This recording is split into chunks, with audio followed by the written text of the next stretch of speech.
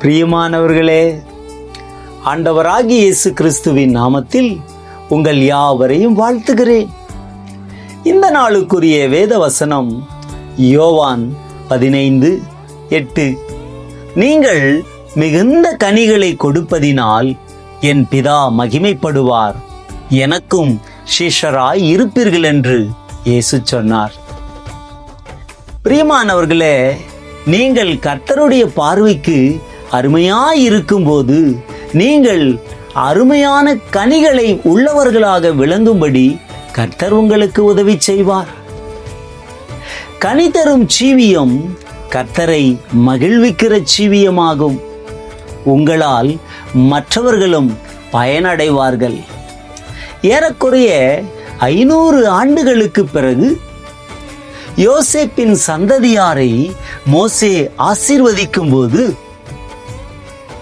கர்த்தரால் அவனுடைய தேசம் ஆசீர்வதிக்கப்படுவதாக, அது வானத்தின் செல்வத்தினாலும் பனியினாலும் ஆழத்தில் உள்ள நீரூற்றுகளினாலும் சூரியன் பக்குவப்படுத்தும் அருமையான கனிகளினாலும் சந்திரன் பக்குவப்படுத்தும் அருமையான பலன்களினாலும் ஆசீர்வாதங்களில் உண்டாகும் திரவியங்களினாலும் நித்திய மலைகளில் பிறக்கும் அரும் பொருள்களினாலும் நாடும் அதன் நிறைவும் கொடுக்கும் அருமையான தானியங்களினாலும் ஆசீர்வதிக்கப்படுவதாக என்று சொல்லி ஆசீர்வதித்தார்.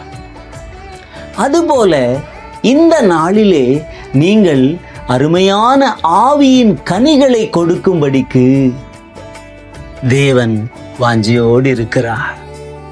ஆவியின் கனியோ அன்பு, சந்தோஷம், சமாதானம், நீடிய பொறுமை, தயவு, நற்குணம், விசுவாசம், சாந்தம், இச்சையடக்கம்.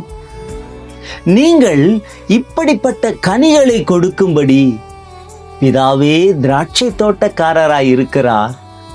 இயேசு கிறிஸ்து மெய்யான திராட்சை செடியாய் இருக்கிறார்.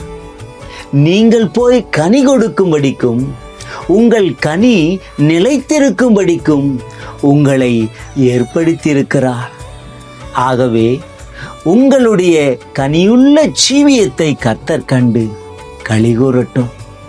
ஆம் தேவ பிள்ளைகளே, இந்த வார்த்தையின் மூலமாக நாம் தெரிந்து கொள்ளுகிற வார்த்தை, வானத்தின் பனியினாலும் பூமியின் ஆசீர்வாதங்களினாலும் எல்லாவற்றிலும் இந்த யோசேப்பின் சந்ததி ஆசீர்வதிக்கப்பட வேண்டும் என்று சொல்லி வாழ்த்துகிறார்.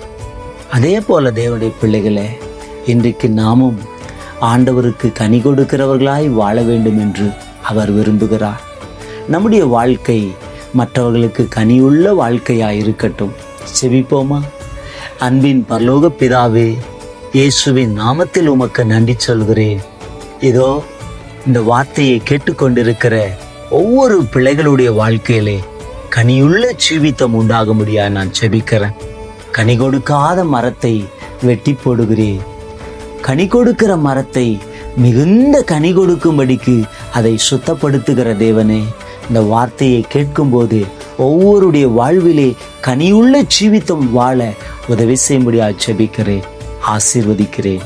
இயேசுவின் நாமத்தில் ஜெபம் கேளும் நல்ல பிதாவே, ஆமென்.